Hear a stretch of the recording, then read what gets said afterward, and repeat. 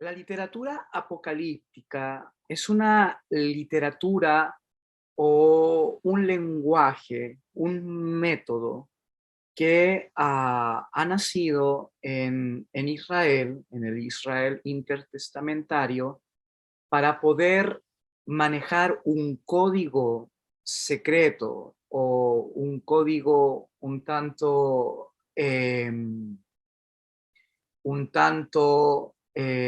diferente para poder comunicarse primeramente entre ellos mismos y en segundo lugar para poder darle esperanza a las personas. Si alguno de ustedes quiere sumergirse en lo que es la literatura apocalíptica, nosotros les hemos recomendado este libro, ¿ok? De Mounds, y aquí usted va a encontrar por lo menos una riqueza importante de lo que es la literatura apocalíptica cuando el autor introduce el libro de Apocalipsis.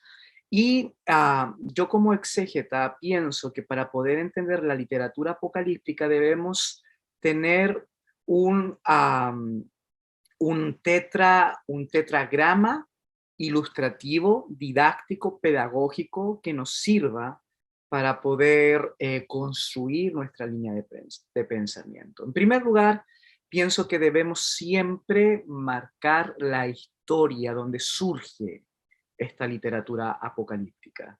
Número uno, la historia. Porque si uno no entiende el contexto, y siempre lo he dicho como profesor de ciencias bíblicas, la Biblia jamás nace en el nihilo, en la nada, jamás nace en la espontaneidad de, de, lo, uh, de lo que no se ve, sino que la Biblia es una carta completa, teológica y pastoral, atingente a las necesidades del presente y de su época.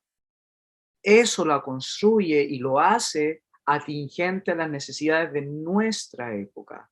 Siempre debemos de tratar de entender lo que el autor dijo para poder nosotros abrazar lo que el autor nos quiere decir para el día de hoy. Entonces, en este sentido, eh, no podemos tomar partido por ninguna de los dos extremos. No podemos irnos solamente por el tema eh, um, histórico, contextualizado, pero y no lo traemos para nuestro contexto hermenéutico, ni tampoco podemos irnos solamente para nuestro contexto hermenéutico, sino lo tenemos claro su contexto histórico y contextualizado.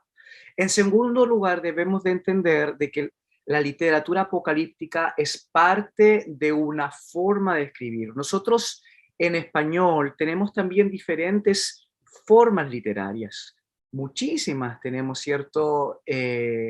analogías, metáforas, símiles y otras cosas, pero, y obviamente tenemos esas grandes dos escuelas de la prosa y la poesía. La, la Biblia también lo tiene, también tiene figuras literarias, tiene cosas muy, pero muy hermosas que representaban un estilo para escribir. En este sentido, el literalismo, como alguno de ustedes lo planteó, creo que fue el hermano James, eh, es, es algo que reduce y que limita la interpretación de esta figura literaria. Entonces, no solamente debemos de entender la historia, cuando surgió la literatura apocalíptica, sino que también debemos de conocer la forma literaria apocalíptica. En la parte número 3 debemos de conocer su teología, ¿ok? La teología. Nosotros no podemos conocer solamente el contexto literario o el contexto histórico, también debemos conocer el contexto teológico. ¿Qué mensaje nos trae la literatura apocalíptica? Y número 4, debemos de trabajar con los manuscritos que la arqueología ha sacado a la luz para poder entender el contexto apocalíptico. Y me refiero a los libros, ¿no? Como el Apocalipsis de Moisés, como los libros de Enoch, como tercera, cuarta de Esdras, y como el Apocalipsis de Pedro o otros apocalipsis, ¿cierto?, cristianos. Por eso es muy necesario, como decía el profesor Diego, de que podamos redescubrir este libro que está en español, que es un libro muy pequeño, pero se lo recomiendo, de Editorial Frie, ¿cierto?, de Raúl Saldívar, y nos habla de toda la influencia que los diferentes documentos apocalípticos, ¿ok?, han surgido. Cuando digo documentos apocalípticos, usted ya deje de pensar en el libro de Apocalipsis, sino que piense que el libro de Apocalipsis es parte de una forma literaria. Cuando me digo libros apocalípticos, es esos libros que usaron esa misma figura. Y aquí yo tengo los manuscritos. Voy a sacarle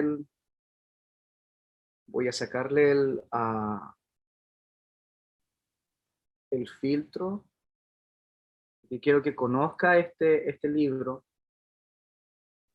Se llama, ¿cierto?, la apócrifa del Nuevo Testamento, y este libro trabaja con los manuscritos reales. Y tú te das cuenta, por eso que era importante la intervención del profesor Diego, te das cuenta de que cuando eres capaz de ver el griego en que ha sido escrito y las figuras o palabras textuales que están allí, tú dices, wow, esto también lo dice el Apocalipsis. Y estamos hablando de decenas y decenas y decenas de libros. Y es increíble el parecido, ¿no? Por eso que la arqueología ha traído una tremenda contribución, no para desacreditar lo que tenemos en la Biblia, porque la Biblia es la palabra del Señor, los 66 libros que tenemos es suficiente.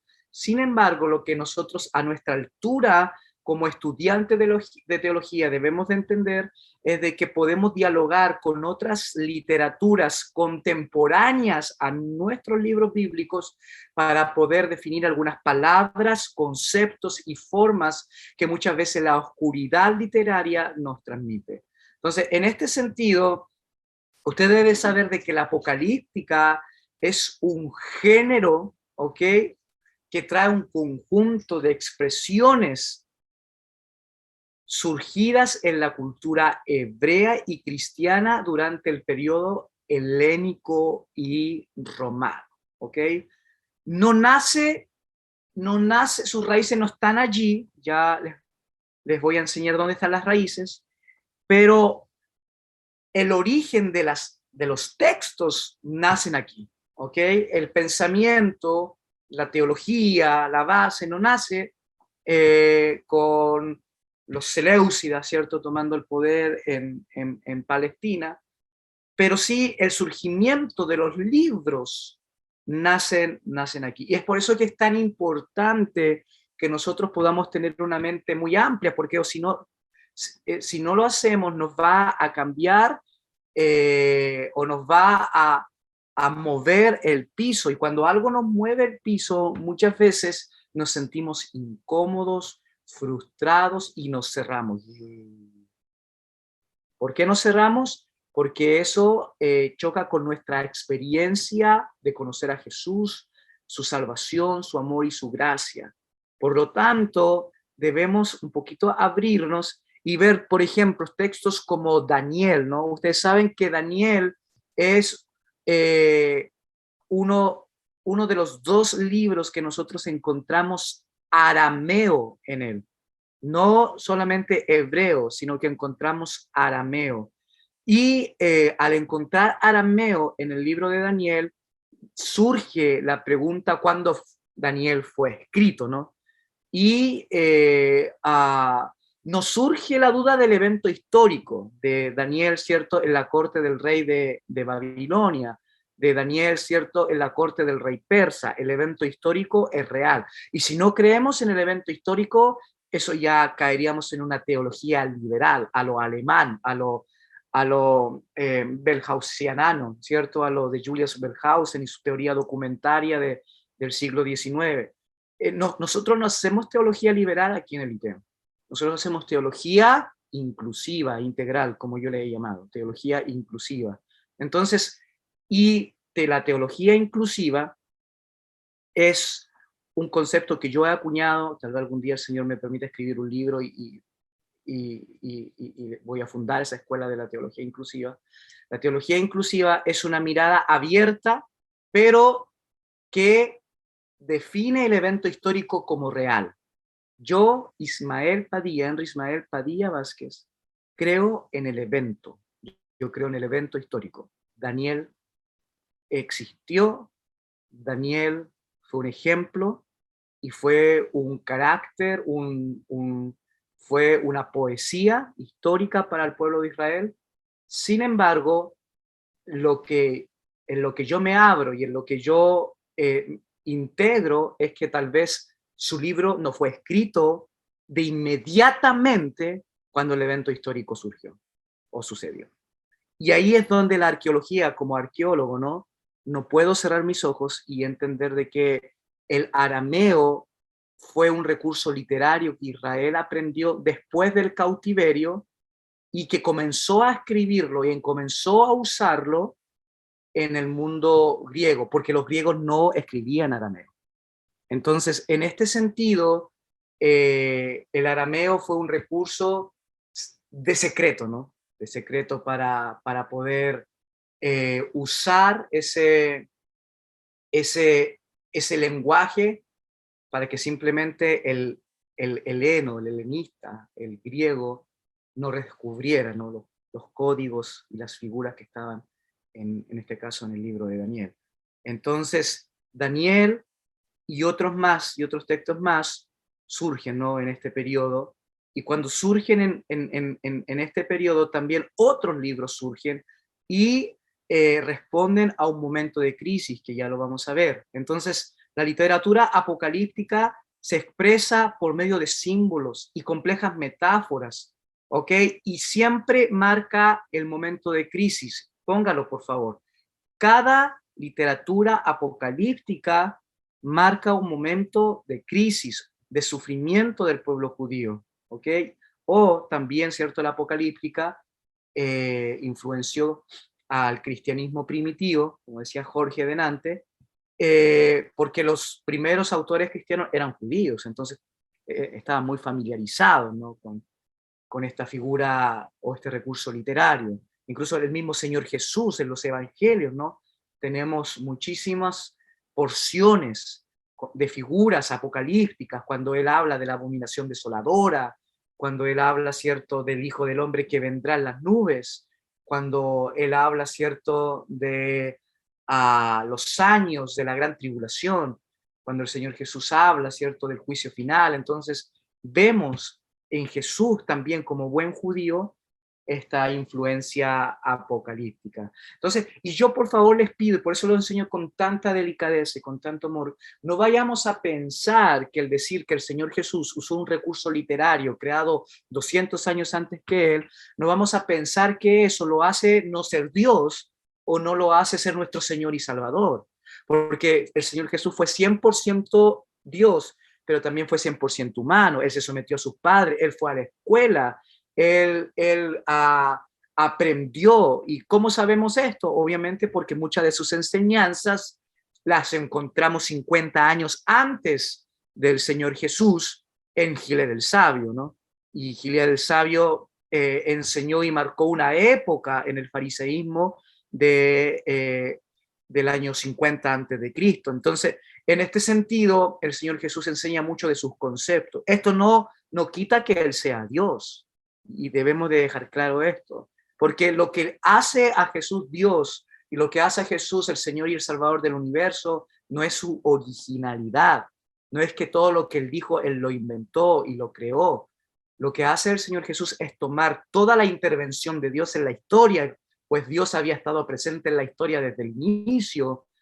En teología este concepto se llama como revelación general, revelación donde Dios, cierto, mostró su sello en todas las culturas del mundo, y también revelación, cierto, especial, donde elija a Israel y pone su sello, y a revelación suprema, donde el Señor Jesús toma toda la revelación previa de Dios en la historia y la interpreta y la filtra y la organiza. Entonces, en este sentido, también organiza, filtra e interpreta la literatura apocalíptica, que no tiene otra cosa que marcar esperanza. ¿Cómo marca esta esperanza? Por la intervención del Mesías, la intervención del Salvador, ¿ok? Y su regreso a este es un concepto griego que se llama y se conoce como parousia, ¿ok? Ahora, las características, y con esto voy a terminar el día de hoy, porque yo sé que es mucha información, lo vamos a seguir la próxima semana, pero y voy a abrir el espacio para preguntas. Se me olvidaba que si alguno de ustedes quiere leer a Jesús como profeta apocalíptico, aquí hay un libro en español muy interesante. El anterior estaba en inglés y lo mostré porque sé que muchos de ustedes conocen inglés, leen en inglés. Entonces, pero quiero mostrar este porque este es un libro que sí puede leer.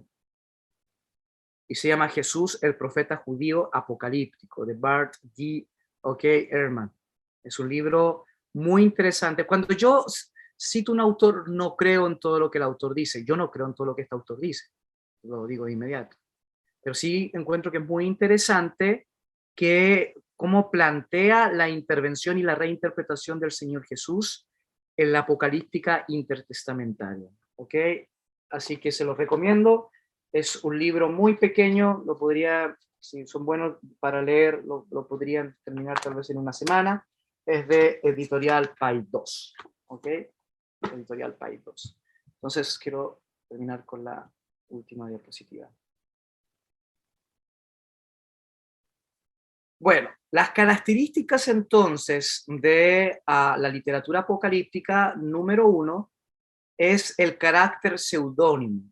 Siempre se usa un personaje histórico de autoridad y de importancia en la comunidad judía y, como somos cristianos, en la comunidad cristiana, para poder construir su libro. Por ejemplo, el Apocalipsis de Moisés. Sabemos que Moisés no lo escribió. ¿Cómo sabemos? Porque no hay ninguna referencia de ese libro en los libros bíblicos de la época. Y comienza a aparecer en el tiempo cierto griego, Seleucia. Entonces, y un ejemplo del Nuevo Testamento, el Apocalipsis de Pedro. ¿Cómo sabemos que no es de Pedro? Porque Pedro es contemporáneo al Señor Jesús y ese libro no aparece ni en los comentarios, ¿cierto?, de Papías, que fue los que comentó, ni lo comentaron los autores de los evangelios, ni tampoco en el código o en el canon, ¿cierto?, en los primeros canon. Entonces vemos que es un libro muy posterior, tal vez a finales del siglo II o en el siglo III, también tiempo de persecución de la iglesia. Usan un personaje, pero como un recurso también. No es para nosotros que tenemos la mentalidad griega, usar un nombre de alguien es engañar. Para ellos no, es inspirar. Es inspirar, es diferente. En segundo lugar, ok, siempre se trabaja con la sucesión de la historia. Por eso que es fundamental que para que usted interprete bien el Apocalipsis, número uno, y la literatura apocalíptica, número dos, debe conocer la historia del pueblo de Israel. No se puede interpretar el Apocalipsis si usted no conoce la historia. Y para eso necesitamos cursos de historia, necesitamos conocer, ¿cierto?, lo que sucedió en esa época. También necesitamos conocer el lenguaje escatológico común que existe en, en la literatura apocalíptica, ¿ok? Un lenguaje de parábolas, de imágenes, que también usa muchas veces la numerología. La numerología, por ejemplo, alguien sabe que el hebreo tiene una interpretación numerológica y que cada palabra hebrea representa un número? Muchos de ustedes sabían eso.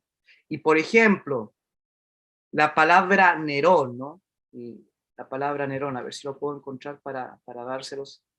La palabra Nerón también, ¿cierto? Tiene una nun.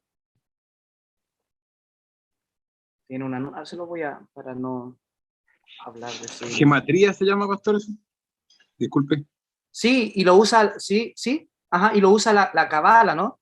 La forma interpretativa judía de números, lo usa mucho la Cábala. Se lo voy a quiero mostrar. Pastor, Sí, adelante. quería hacerle un par de preguntas, pero... Sí, yo se las voy a abrir las preguntas. Deme un par de minutitos para no perder la historia, es que soy muy... No es que hacer una pregunta anterior la que tenía y ahora quería complementar en base a lo que usted está diciendo de Sí, las sí, palabras hebreas. sí, anótela nomás y me la hace, porque No, que tengo, le quería... tengo déficit atencional y después me pierdo. Ah, ya, no quería decirle que las palabras hebreas no solo aportan números, sino también aportan conceptos, aportan animales. Ah, sí, sí, claro que sí, claro que sí, claro que sí. Sí, bueno, tal vez el próximo año, si el Señor nos da vida y nos da salud, vamos a enseñar cierto hebreo. Pero esperamos que sea así. ¿Les gustaría tomar un cursito de hebreos? Amén, aunque es más difícil que el griego, pastor. No, no es tan difícil. Y ustedes son re inteligentes, así que... Pero no tiene vocales, pues pastor, cuesta mucho la fonética de los hispanoparlantes, no sea lo angloparlante. Pero, No, pero el hebreo masorético sí tiene vocales, así ah, que ya, sí tiene harta, ya. así que no se preocupe. Estoy buscando la diapositiva aquí en mis otros cursos.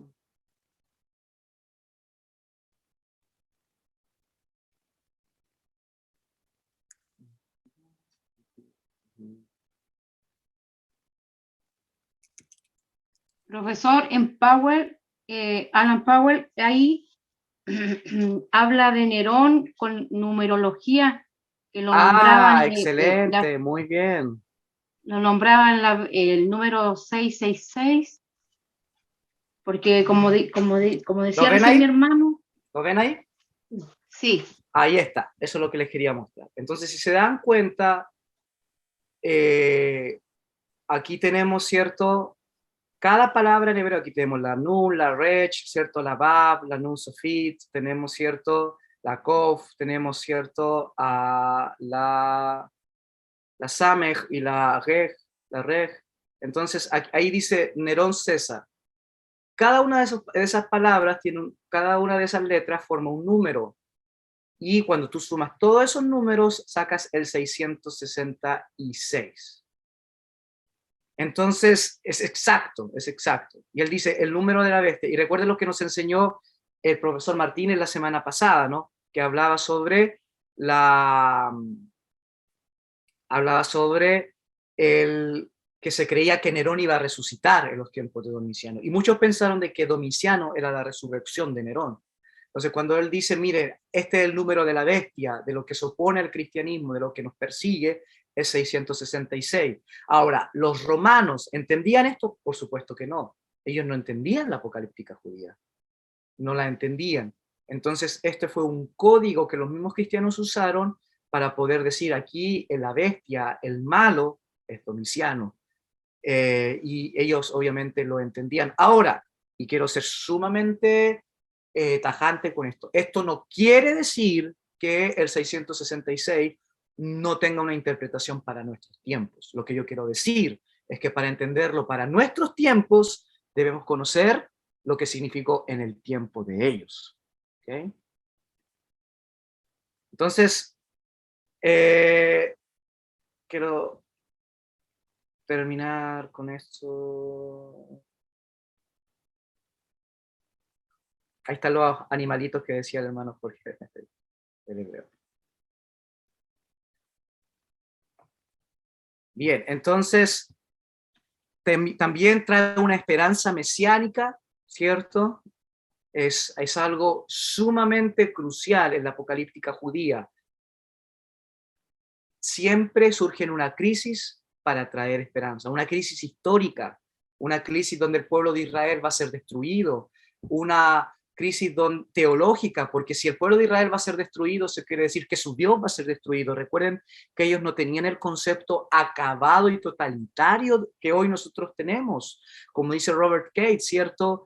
Para nosotros que seamos derrotados en algo no quiere decir que nuestro Dios fue derrotado, pero para ellos sí, porque en su cosmovisión de ese tiempo, los que peleaban eran los dioses. Por lo tanto, si Israel era destruido, es que Yahvé había sido destruido y su dios era un divilucho. Y en este caso, Zeus, el dios de los griegos, era más fuerte. Por eso que algunos judíos permitieron que Antíoco Epífanes IV pusiera una imagen de Zeus en el mismo templo, porque obviamente los había subyugado y era mucho más fuerte que Yahvé. Entonces, en este sentido, era una crisis teológica, una crisis de fe. Así mismo como usted, y como yo, cuando nos enfermamos, cuando se muere un familiar querido, cuando no entendemos por qué algo pasa y le preguntamos al Señor, ¿por qué? ¿Por qué? ¿Por qué no lo impediste? ¿Por qué no hiciste nada? ¿Por qué a otros sanaste y a mi madre no la sanaste? ¿Por qué a otros cuidaste? Tantos testimonios de que tú cuidas, Señor, de accidente a gente, y por qué a mi esposo no lo cuidaste. ¿Por qué tanto? Entonces, una derrota en la vida trae una derrota teológica y una crisis de fe. Para el pueblo de Israel era lo mismo. Ellos fueron derrotados, ¿cierto? En primer lugar por los egipcios, por los asirios, por los babilónicos, por los persas, por los griegos, por los romanos. Entonces estaban cansados. ¿Creemos acaso en un Dios tan debilucho que no nos puede defender?